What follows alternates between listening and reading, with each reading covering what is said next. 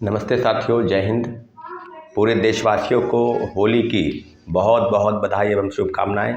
और जितने भी शिक्षक अभ्यर्थी, छात्र अभ्यर्थी, बेरोजगार नौजवान अभ्यर्थी, छात्र, नौजवान, शिक्षक, छात्राएं और जितने भी हैं जो मेरे साथ जुड़े हैं, सभी को होली की बहुत बहुत बधाई एवं शुभकामनाएं। छात्रों, अभ्यर्थियों को मैं सूचित करना चाहता हूं कि जो बेरोजगारी के दौर में जो लड़ाई चल रही है वो भ्रष्टाचार के खिलाफ है, वो करप्शन के खिलाफ है। और इस प्रदेश में, बिहार प्रदेश में, मैं समझता हूं कि पूरे देश में बेरोजगारों के खिलाफ एक बहुत बड़ी जंग, एक बहुत बड़ी साजिश चल रही है। तमाम राज्यों की सरकार ने हाथ खड़े कर रखे हैं और तमाम राज्यों की परीक्षाएं, चाहे अभी उत्तर प्रदेश के 2 प्रमुख परीक्षाएं, चाहे आरओ का हुआ या पुलिस कांस्टेबल का हुआ, उसमें लगभग 50 लाख परीक्षार्थी थे, पेपर लीक हो गया। बिहार के सब परीक्षाओं में जिस प्रकार के तथ्य सामने आ रहे हैं, आर्थिक अपराध इकाई की रिपोर्ट सामने आ रही है, तीनों फेज के बहाली में प्रश्न पत्र पहले ही लीक थे और तीसरे फेज की बहाली में जो फंडाफोड़ हुआ, सब मामलों पर आपको हम बताते चले कि अब हम लोगों को लड़ाई आगे तक ले जानी है। और इसके लिए कमर कसने के लिए तैयार हो जाइए। जितने भी शिक्षक अभ्यर्थी मेरी बातों को सुन रहे हैं कि मैं जो कह रहा हूँ ऐसा नहीं है कि सिर्फ वीडियो बनाने और वीडियो देखने तक आप सीमित रह जाएं। चीज़ों को समझिए, चीज़ क्या है, लड़ाई कहाँ से लड़नी शुरू करनी है, उस बात के लिए आप बिल्कुल कमर कस लीजिए। कि अभी आपको हम बताते चले कि जिस प्रकार की रिपोर्ट सामने आ रही है उसमें बड़े बड़े लोगों की संलिप्तता तीसरे फेज की बहाली से लेकर और प्रथम फेज की बहाली। कहने का मतलब है कि जो पेपर लीक हुआ और जिस प्रकार के बयान बीपीएससी के पूर्व चेयरमैन अतुल प्रसाद जी दे रहे थे, जिनके रहते हुए दोनों फेज की बहाली हुई, TRE-1 और TRE-2, और लगभग 3 महीने में 2 लाख के आसपास शिक्षकों को नियुक्त कर दिया। नियुक्त किसे किया, किसे नहीं किया, आप तो समझ सकते हैं चीज़ों को। बिल्कुल भली भांति आप समझ लीजिए ना कि जिस व्यक्ति के कहने पर बीपीएससी का टेंडर, पेपर लीक का टेंडर ऐसे कंपनी को दिया गया जो पहले से ब्लैक लिस्टेड था, तो क्या बीपीएससी अध्यक्ष की भूमिका बीपीएससी चेयरमैन की भूमिका नहीं है?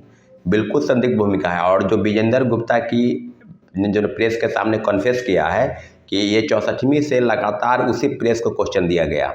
और पेपर लीक के संदर्भ में जो पेपर वायरल होता है, मोबाइल से सर्कुलेट हुआ, क्वेश्चन पेपर वायरल हो गया, आंसर पेपर वायरल हो गया, तो चेयरमैन तो कह ही रहे हैं कि पेपर वायरल होने का मतलब ये नहीं कि कोई प्रश्न पत्र लीक नहीं हो सकता है, बिल्कुल हो सकता है। जैसा कि तीसरे फेज के बहाली में हो गया। हम लोग को तो TRE-1 से लेकर TRE-2 तक कुछ पता नहीं था। जो गड़बड़ी हुई सामने वो तो वीडियो के माध्यम से या आगे की जो लड़ाई हुई, सीटेट फेल, स्टेट फेल और कई फर्जी वाले जो जिला में गए, नियुक्त हुए और उन्होंने डॉक्यूमेंट का वेरिफिकेशन कराया, तो सब चीज़ें बिल्कुल तथ्यात्मक रूप से सामने आ गई। जो लगभग आपको याद होगा कि 10,000 लोगों ने डॉक्यूमेंट का वेरिफिकेशन नहीं कराया, तो वो सप्लीमेंट्री रिजल्ट होगा। सप्लीमेंट्री रिजल्ट के नाम पर धोखा हुआ। प्रथम फेज की बहाली में आपको याद होगा कि 2773 लोगों का मात्र सप्लीमेंट्री रिजल्ट आया। और TRE-2 में शिक्षा विभाग ने नोटिस जरूर भेजा था बीपीएससी को कि 14,700 पर सिर्फ मल्टीपल रिजल्ट, पूरक परिणाम जारी कीजिए। उस पर भी जो है चिट्ठी वापस ले लिया गया। और क्रेडिट लेने के लिए जब एनडीए की सरकार बनी तो क्रेडिट लेने के लिए तीसरे फेज की बहाली की प्रक्रिया शुरू हुई। जो तीसरे फेज की बहाली की प्रक्रिया अगस्त में शुरू होने वाली थी, उसको मार्च में आयोजित किया। और हड़बड़ी का खेल देख लीजिए कि पेपर लीक के संदर्भ में जितनी भी चीज़ें हुई, आपको याद होगा इसके पहले भी TRE-1 और TRE-2 में जो आरोपी है, जो विशाल चौरसिया है, विजेंद्र गुप्ता है और जितने भी आरोपी गिरफ्त में हुए हैं, सभी को एक बात बता दें कि सभी की जो बयान है उसी के इर्द गिर्द सारी चीज़ें हो रही है। और आर्थिक अपराध इकाई की छापेमारी लगभग उत्तर प्रदेश और झारखंड के लगभग शहरों में चल रही है। आपको बता दें कि लखनऊ, कानपुर, इलाहाबाद, बनारस, बलिया, गोरखपुर, सब जगहों पर छापेमारी चल रही है। क्योंकि जो निकटवर्ती ज़िले हैं, बिहार के सटे जो ज़िले हैं, वहाँ के आसपास या जो लोगों की संदेह है कि यहाँ पर प्रश्न पत्र मुहैया कराकर लोगों को पलटवाया गया, तो बिल्कुल सही बात है। इसमें आप कोई इफ बट नो ये थोड़ी है, ये तो क्लियर मामला बिल्कुल आगे की तरफ हो गया कि सरकार की मानसिकता सिर्फ बहाली निकालने की थी। प्रश्न पत्र कैसे लीक होना, धन का उगाही कैसे करना। और बीपीएससी चेयरमैन, ऐसे चेयरमैन जो सिर्फ दार्शनिक बात करते हो, सिर्फ लगता है कि इतने बड़े दर्शन पढ़ के आए और जो व्यक्ति इस तरह से घुमाओ वाली बातें कर और सभी अभ्यर्थियों को डराया। आपको याद होगा कि गृहवास सेल में एप्लीकेशन लिया जा रहा था। जाहिर सी बात है, जब किसी विभाग में गलती होती है, जब कोई आवेदन मांगता है तो आवेदन मांगने के बाद में उसी पर कार्रवाई। कोई बीपीएससी ऑफिस के पास या कहीं मीडिया में बाइट दे रहा है, उसका मीडिया बाइट को कट करके रोल नंबर, क्रमांक, रजिस्ट्रेशन नंबर और फोटो सहित उसको डिबार किया गया, उसको प्रतिबंधित किया गया। तो इस तरह के काले कारनामों का चिट्ठा जो है वो कोई और नहीं, वो बीपीएससी स्वयं है। और बीपीएससी के चेयरमैन, पूर्व चेयरमैन अतुल प्रसाद जी की पूरी जांच चलनी चाहिए। स्यारा केंद्र बिंदु सरगनाओं का जो माफिया है वो बीपीएससी का पूर्व चेयरमैन अतुल प्रसाद है। और एक और बात, जिस तरह की चीज़ें चल रही है अभी, शिक्षा विभाग के जो अपर मुख्य सचिव है वो तानाशाह बन गए हैं। देखिएगा कई मामलों को लेकर, अभी छुट्टू के लेकर भी बात है, होली में, होली ऐसा पर्व और उसी में भी स्कूल को आप खोल रहे हैं, तो आप समझ लीजिए कि ये व्यक्ति कितना बड़ा तानाशाह है। तो क्या गलत डॉक्यूमेंट के वेरिफिकेशन के नाम पर आप जो कार्रवाई कर रहे हैं, क्या हो गया आपको? ये दोनों व्यक्ति उत्तर प्रदेश के रहने वाला और उत्तर प्रदेश के सब लोगों को यहाँ पर भर दिया है। मैं क्षेत्रवाद को बढ़ावा नहीं दे रहा हूँ। अब कोई लोग को लगता होगा कि आप उत्तर प्रदेश या झारखंड पर टारगेट कर रहे हैं या बिहार के लोग, सभी लोगों को, जो गैर बिहारी है या उत्तर प्रदेश के हैं या झारखंड के हैं। मेरा ऐसा मानना है कि पेपर लीक के संदर्भ में उत्तर प्रदेश के लोगों को ज़्यादा प्राथमिकता दी गई, यूपी के लोगों को ज़्यादा। आप देखेंगे कि सब जगहों पर, चाहे जितने भी स्कूल हैं 1 to 5 से लेकर 11-12 तक, सब जगहों पर उत्तर प्रदेश के लोगों की संख्या ज़्यादा है।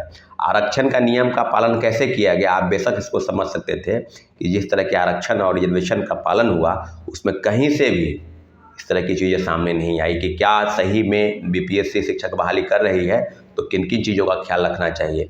डोमिसाइल गलत सर्टिफिकेट बनाकर लोग बहाल हो गए। कोई एससी कैटेगरी का है, यहाँ पर बनवा लिया एससी का, यूपी का है, यहाँ पर बनवा के शामिल हो गया। तो सारी चीज़ें बिल्कुल अब तहकीक की तरह परत दर परत खुलती जा रही है। और सारी चीज़ों पर आपको हम बता दें, गैर बिहारी है या उत्तर प्रदेश के हैं या झारखंड के हैं, मेरा ऐसा मानना है कि पेपर लीक के संदर्भ में उत्तर प्रदेश के लोगों को ज़्यादा प्राथमिकता दी गई, यूपी के लोगों को ज़्यादा। आप देखेंगे कि सब जगहों पर, चाहे जितने भी स्कूल हैं 1 to 5 से लेकर 11-12 तक, सब जगहों पर उत्तर प्रदेश के लोगों की संख्या ज़्यादा है। आरक्षण का नियम का पालन कैसे किया गया, आप बेशक इसको समझ सकते थे कि जिस तरह के आरक्षण और रिजर्वेशन का पालन हुआ, उसमें कहीं से भी इस तरह की चीज़ें सामने नहीं आई कि क्या सही में बीपीएससी शिक्षक बहाली कर रही है, तो किन किन चीज़ों का ख्याल रखना चाहिए। डोमिसाइल गलत सर्टिफिकेट बनाकर लोग बहाल हो गए। कोई एससी कैटेगरी का है, यहाँ पर बनवा लिया एससी का, यूपी का है, यहाँ पर बनवा के शामिल हो गया। तो सारी चीज़ें बिल्कुल अब तहकीक की तरह परत दर परत खुलती जा रही है। और सारी चीज़ों पर आपको हम बता दें कि कई लोगों का फ़ोन कॉल आता है कि जो अभी 275 लोगों की गिरफ्तारी हुई है, उस सब को बीपीएससी प्रतिबंधित करे, नाम पता पूरा एड्रेस के साथ, कि ये लोग हैं, किस ज़िले के हैं, उनके पिता और माता का क्या नाम है, पूरी प्रतिबंधित करे, उसका एक लिस्ट निकाले। सबसे पहली मांग मेरी ये है कि जितने भी लोग गिरफ्तार हो रहे हैं सबको प्रतिबंधित करने के लिए एक लिस्ट निकाले। और विशाल चौरसिया जो बयान दे रहा है, विजेंद्र गुप्ता जो बयान दे रहा है, आर्थिक अपराध इकाई सारे एंगल की जांच करे कि क्या बीपीएससी अध्यक्ष की भूमिका, उसके सदस्य की भूमिका, परीक्षा नियंत्रण से लेकर और सचिव की भूमिका किस प्रकार से रही है। प्रिंटिंग प्रेस का मामला नहीं है, वो बताते चल रहे हैं कि 66वीं में पेपर लीक हुआ, 108 कटअप चला गया, उसकी जांच होनी चाहिए। 67वीं पेपर लीक हुआ, उसकी जांच होनी चाहिए। और सारे विषयों पर मुख्य सरगनाओं की अभी तक गिरफ्तारी नहीं हो पाती है, बस छोटे छोटे मछली को पकड़ के मामले को रफा दफा कर दिया जाता है। लेकिन इस बार हम अभ्यर्थियों की लड़ाई है, हम शिक्षक अभ्यर्थी TRE 1 से लेकर TRE 2 तक जितने भी अभ्यर्थी सप्लीमेंट्री रिजल्ट के नाम पर उनका धोखा हुआ, 1 नंबर 2 नंबर 4 नंबर से छट चुके हैं और उनका उम्र भी खत्म हो गया। 10 वर्ष की उम्र की मांग तो हम लगातार कर रहे थे, लेकिन 10 वर्ष की उम्र की मांग को दरकिनार किया गया, उसको एक सिरे से खारिज कर दिया गया। और 3 बार परीक्षा में ही बैठना है और तीनों बार परीक्षा में धांधली कर लेना है, पेपर लीक करना है, आउट कराना है, तो किसका नौकरी होगा भाई। जिस प्रकार से 10 लाख, 12 लाख, 14 लाख की बात हो रही है कि पैसा दिया गया, लिया गया, तो आप समझ लीजिए किस तरह का खेल इस प्रदेश में हुआ। और बीपीएससी अध्यक्ष के रहते हुआ, तो बीपीएससी अध्यक्ष की भूमिका क्यों नहीं हम माने। बीपीएससी अध्यक्ष की भूमिका तो है ही, और बीपीएससी अध्यक्ष के सारे सदस्यों से, कर्मचारियों से पूछताछ की जाने की जरूरत है। और निश्चित रूप से आर्थिक अपराध इकाई कोलकाता गई है, प्रिंटिंग प्रेस के मालिक, वो मालिक जो पहले इसी कई मामलों में गिरफ्तार होकर जेल जा चुका है, उसी कंपनी को ठेका दिया गया। पैसे लेकर लोग ठेका देते हैं, दिलवाते हैं, और प्रश्न पत्र छपने से पहले, QR छपने से लगने से पहले शिक्षा माफियाओं और सॉफ्टवेयर गैंग के हाथ में चले जाते हैं। इस तरह के काले कारनामों का चिट्ठा। और कई लोगों का फ़ोन कॉल आता है कि एग्रीकल्चर का पेपर, एग्रीकल्चर का जो पेपर हुआ था 1 मार्च और 2 मार्च को, उसका भी प्रश्न पत्र लीक था, जो विजेंद्र गुप्ता ने अपने मीडिया को ब्रीफ करते हुए उसने कहा तो एग्रीकल्चर के जितने भी साथी हैं सबसे आग्रह है कि 2-3 दिन में आप लोग प्लान बना लीजिए और बीपीएससी ऑफिस पहुंचिए और आवेदन के माध्यम से दीजिए कि अगर 10 मार्च तक 10 अप्रैल तक शायद रिजल्ट आने वाला है, रिजल्ट पर अभी रोक लगाया जाए, क्योंकि सब मामलों पर तहकीकात हो, सब मामलों की जांच हो, तब आगे की तरफ निश्चित रूप से बढ़ने की ज़रूरत है साथियों। आगे की लड़ाई बहुत लंबी लड़ाई है। इस लंबी लड़ाई में हम सब एकजुट होकर लड़ाई को अंतिम मुकाम तक पहुंचाएंगे। लेकिन इतना ज़रूर है कि प्रेस की, मीडिया के कुछ लोग हैं जो अतुल प्रसाद जो क्रेडिट देते थे, वाहवाही देते थे और पिछलग्गू बनकर उनके सारे मामलों को तह देते थे कि 1 नंबर आईएएस अधिकारी है, 1 नंबर ईमानदार और कर्तव्यनिष्ठ अधिकारी है, वो अतुल प्रसाद है। लेकिन अब भंडाफोड़ हो चुका है ना। ट्विटर मैन जो ट्वीट करते थे, क्या हो गया ट्वीट करके? चांद पर जमीन और कश्ती निकाल कर और शिक्षकों को एकदम वाहवाही देने के लिए ट्रेन लेट हो गया तो आप 3 घंटा के बाद परीक्षा लिए, परीक्षा केंद्र पर लोग अभ्यर्थी पहुंच चुके थे।